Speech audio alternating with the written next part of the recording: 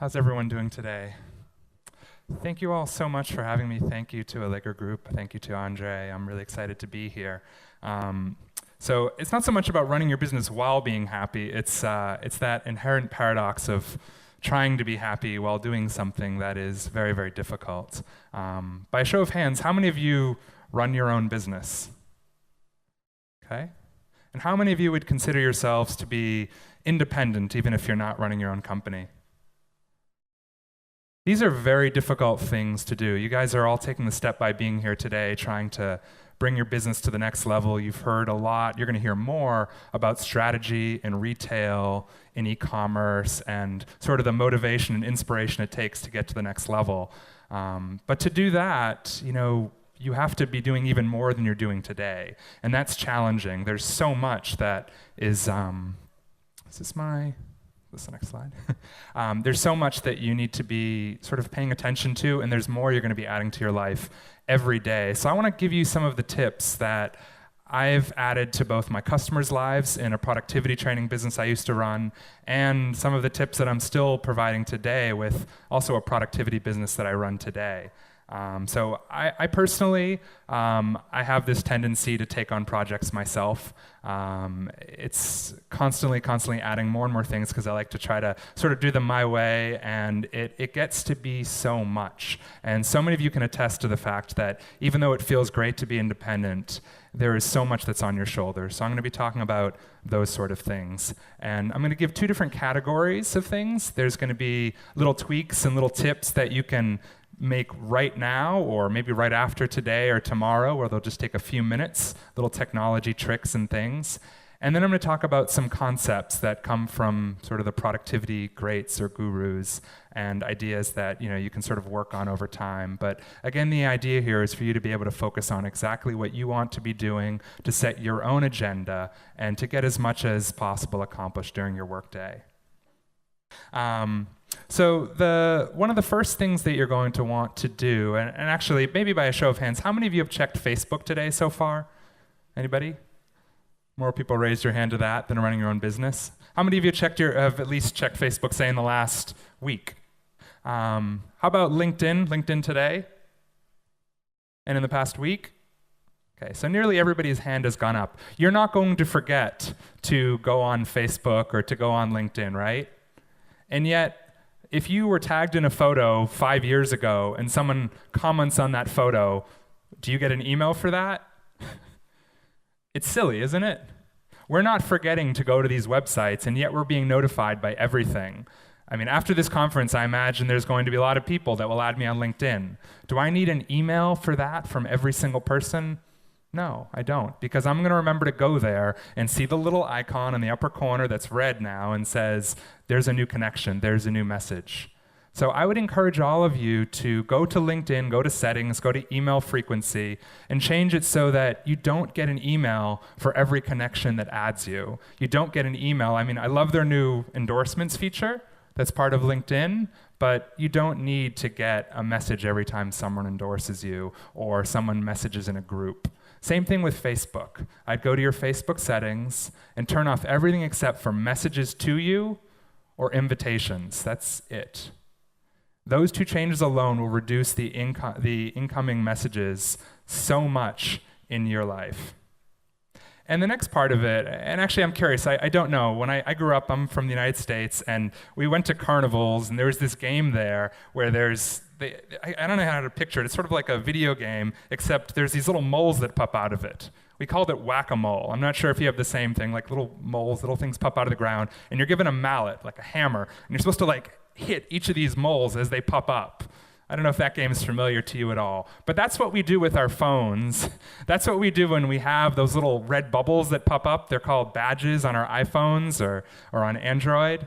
And we see that there's, 2 unread messages. Gotta look at that, gotta look at that, gotta look at that. And it kills us. It's not a video game, and it's actually not very fun. And yet we get all of these little bubbles popping up all the time. So if you just go to your iPhone, there's this thing called the notification center. You can literally turn off all of those. Don't get them to pop up. Don't get them to be in front of your face. And the psychological space that will free up for you will be immense. When all of a sudden, because again, just like you won't forget to go to LinkedIn or Facebook, you won't forget to check your email, I promise you. If anybody's worried about that, then you're probably at the advanced stage of this course. The next thing, how many of you have more than 100 messages in your inbox right now? Okay, keep them up. More than 1,000? 10,000. Oh, you over there, sir, have 10,000 messages. Okay, we've got a few.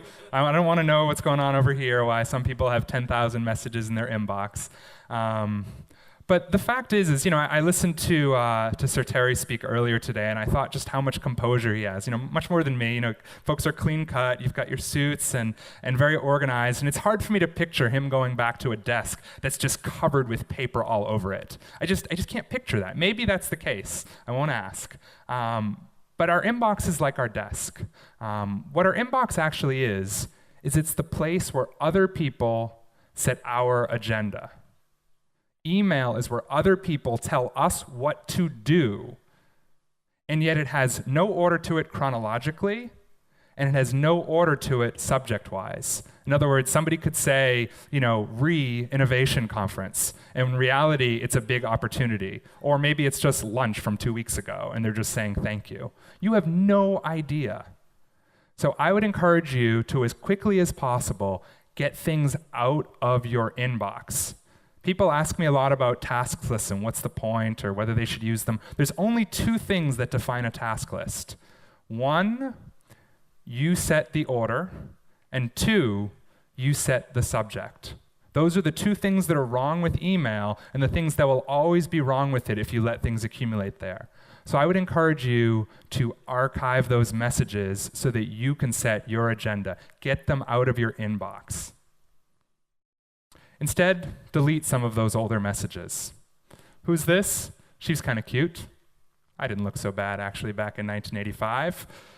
But I fear that she has moved on, and I'm sorry, Mom, I think I have to move on as well. And, this photo sitting in my inbox, it's nice to have things there as little reminders, but we have to move on from certain things. I keep going back to email. I will admit that is what I do for a living, is I help people to stop checking it. So I ran a productivity training business for 8 years. And what we would do is we'd work with some of the biggest companies in the world, and we would help them to be proactive, to learn time management tricks like I'm teaching you today or like I'm sharing today. But there was one problem. And don't raise your hand for this one, they would leave their Outlook open all day long. And there'd be these little pop-ups. And here we are trying to tell them how to spend their day, but they're constantly being interrupted.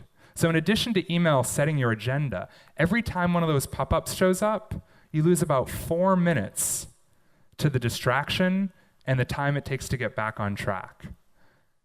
And that's awful. There's a lot of studies that have shown that it costs the world economy billions of dollars. 28% of the workday is lost to interruptions and the time it takes to get back on track. So I actually sold that last company mostly because I'd already started working on a new product, and the sole goal of the new product was to help people to close their inbox. So that company, it's called Awayfind. That's my pitch, awayfind.com. It notifies you when someone emails you about something you need to know about right now. That's all it does.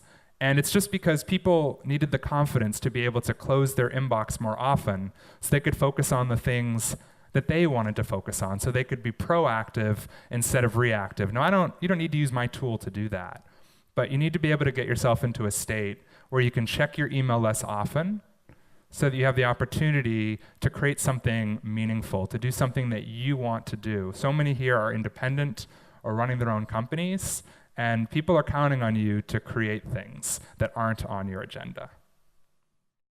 The second part of this presentation is going to go into a few more deeper dives, a few more techniques, again, starting with that last one, which relates to kind of how you set your agenda and how you spend your day. I'm not sure if anybody here has read Getting Things Done. It's a book by David Allen. It's probably the most sort of influential book in the productivity space in the last 10 years or so. And he starts off the book talking about an expression that he calls mind like water. And if you picture a lake, a placid body of water, and you picture a rock falling into that, how does the lake respond? Little ripples come around it, little waves come around it. And at what proportion do those ripples occur? Exactly proportional to the rock that's thrown into it, right? Now think about our own lives, right? We have a meeting later this afternoon. We might have a child that's sick at home. There's a big deadline due next week. There's the quarterly numbers. There's, if you're a startup, do we have enough money to get through the next 6 months? And what about our investors? What about our shareholders? There's so much that's sort of weighted on us. And as such, and this actually just happened to me recently, I was jet lagged 2 nights ago in Krakow, and I had some other stresses going on. And sadly, I checked my email before I went to bed, and I got this email about an issue at my apartment. And it just killed me, and I couldn't sleep. And that wasn't the right way to respond. That wasn't mind like water. Instead, what you need to do, and what David Allen's book is about, is how to get things out of your head and into a system that you can trust. If you can trust technology, if you can trust a system, then you'll be able to respond appropriately to the things that are coming into our lives that we didn't predict, that we didn't expect. And the first step to doing that is to get everything out of your head. So I would encourage you sometime in the next week to just take a blank sheet of paper and just write down everything that's on your mind. Just get it out. It'll feel so amazing. Even if you haven't put it into a system like a task list or Evernote or whatever you happen to use, just getting it out of your head will be so freeing. Just like hitting that archive button on your inbox, it's just one more step in that same direction.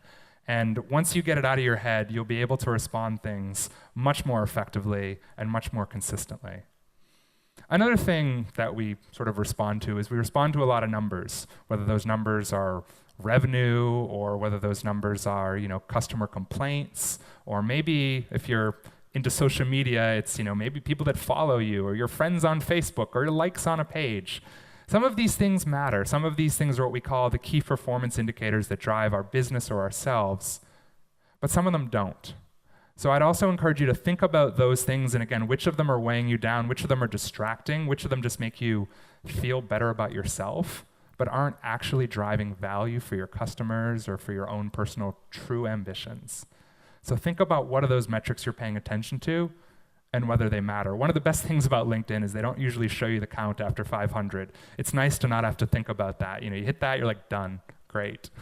No more metrics to pay attention to there. So think about ways you can have other parts of your life where you just stop paying attention to those numbers. Another technique in the productivity space that's popular, it's called the Pomodoro method. The Pomodoro method, spelled as it sounds. And that is the idea that you take 50 minutes and you just go hard on one task. And then you take 10 minutes and you unwind. So like with social media, maybe you'd spend those 10 minutes, in social media, and then you'd spend 50 minutes on a task that was on your list that was focused. Or maybe you'd spend 10 minutes in your inbox responding to things, and then you'd spend 50 minutes on one task. This is one of the ideas. The idea really here isn't necessarily 50-10. It's that you're very conscious in how you're shifting your time. All of this stuff is just about being very conscious of how you're spending your time, because your time is all that you have.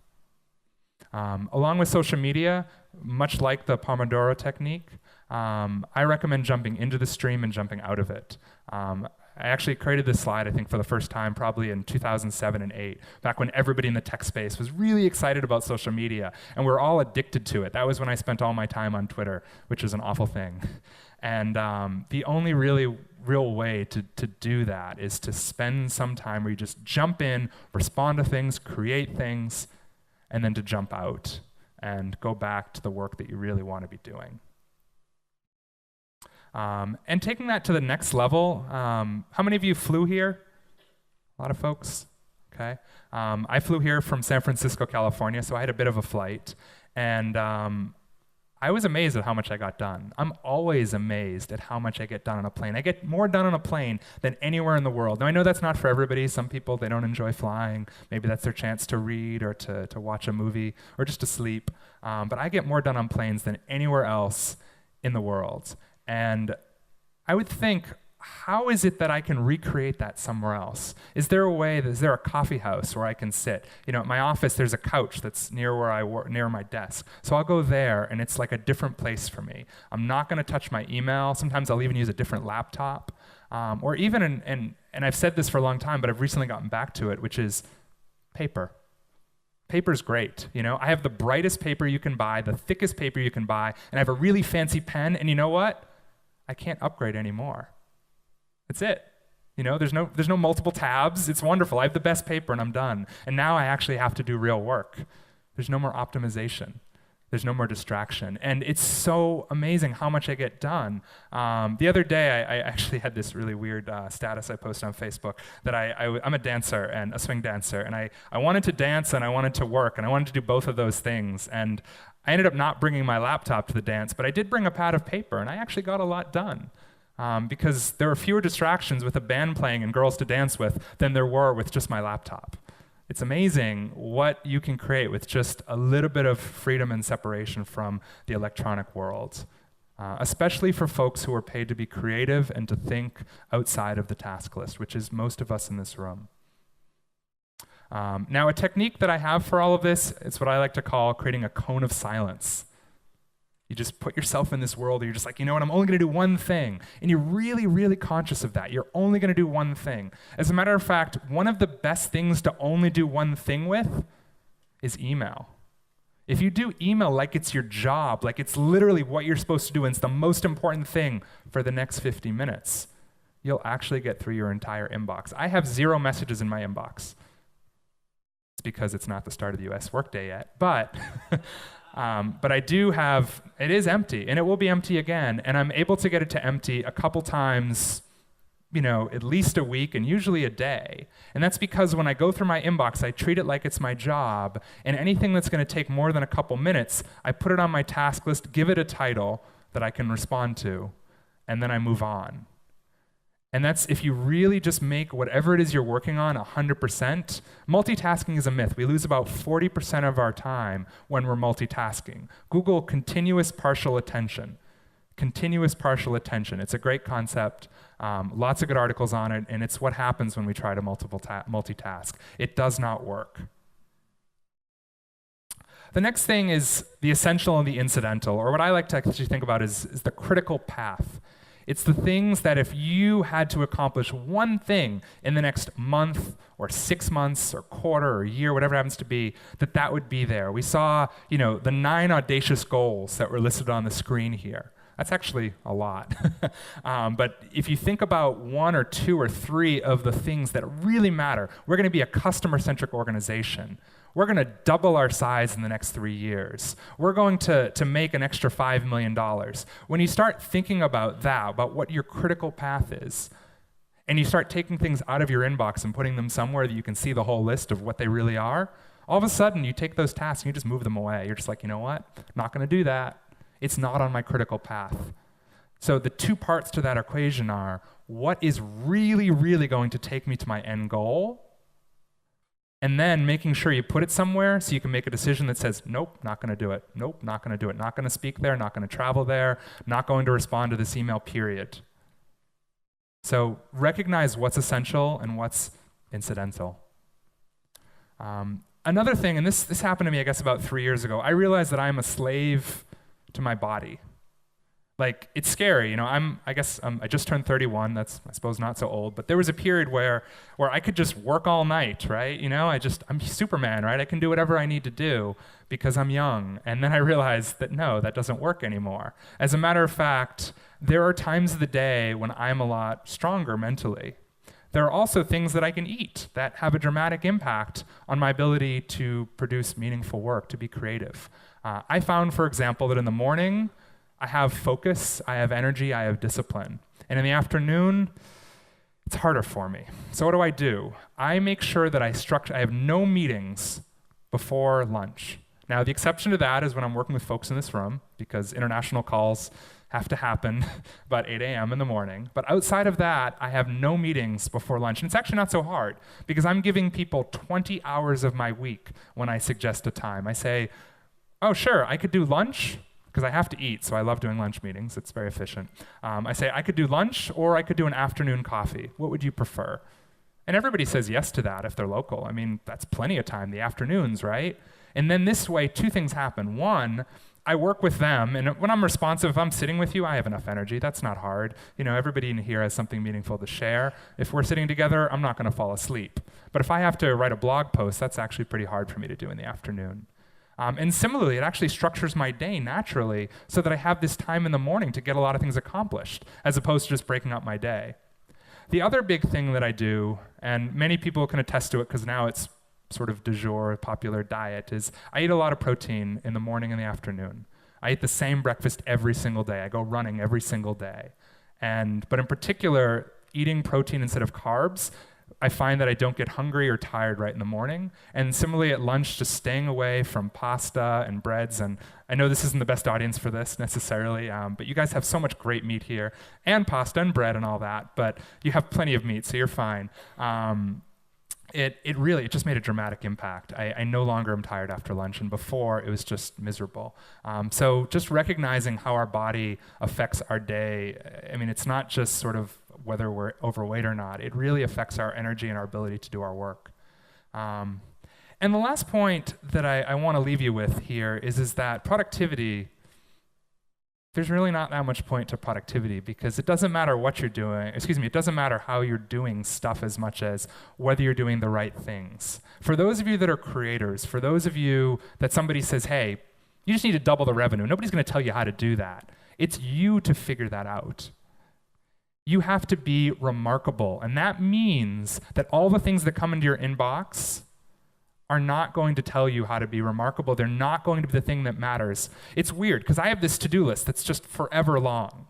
Mind you, I have a today list that's much shorter that I manage, but I have a really long to-do list, and I'm never going to do most of those things. And chances are I'm going to spend half my time in my week doing something that's not on my to-do, or maybe that I put on my to-do list, but nobody told me to do. It's like, for example, the second slide here that you saw was about notifications. I have a site that's going to be launching in a week or two called Notify Me Not. It's a search engine optimization thing, if you will. It's designed to, when people want to turn off their notifications, they find our site, then they find our product.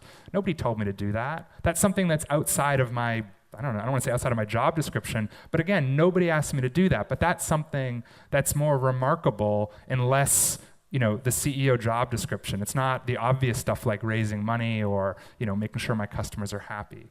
The things that are going to matter most to your careers are things that nobody told you to do. So I would encourage you to think about what is remarkable, what you can do for that. So we're going to actually have a bit of time for questions, which is going to be great. I'm just so glad to be here. I thank you so much for it. I'd be happy to dive more into task lists or any productivity concepts. So thank you, guys. Thank you, Jared. Have a seat. Okay. Okay.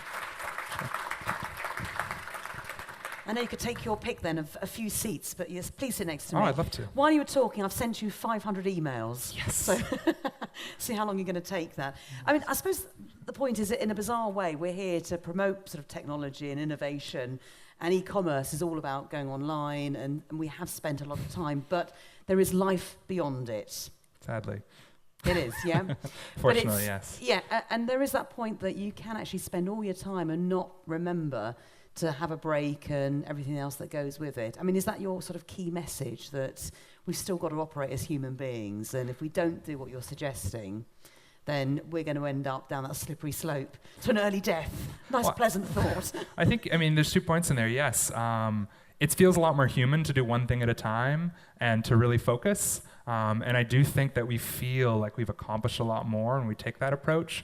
But 2, I just think if you don't take this approach, it's just not going to work. There was a great article in Vanity Fair about how Obama spends his day. It was, I think it was about 2 weeks ago. It was like a 9-page article, and it's about how he structures everything so that he has like 2 suits. He has no choices to make there. He does everything so that the decisions that he makes only relate to very important like world matters, and he doesn't have to think about all the little details because he has a system that really allows him to focus on the things he doesn't know are going to come at him. And I think you don't need to be the President of the United States for that. I think that we all need that if we want to do something meaningful. Okay. Do you have a question for Gerard, by the way? Please put your hand up if you do. Maybe you've got a dietary question. They're going to tell you what they're having for lunch and whether you agree with it or not. So hand up if you'd like to ask Jared a question. You may need his advice on managing your inbox or your life in general. I think, everybody's pretty much got the message from you, Jared. I think you've probably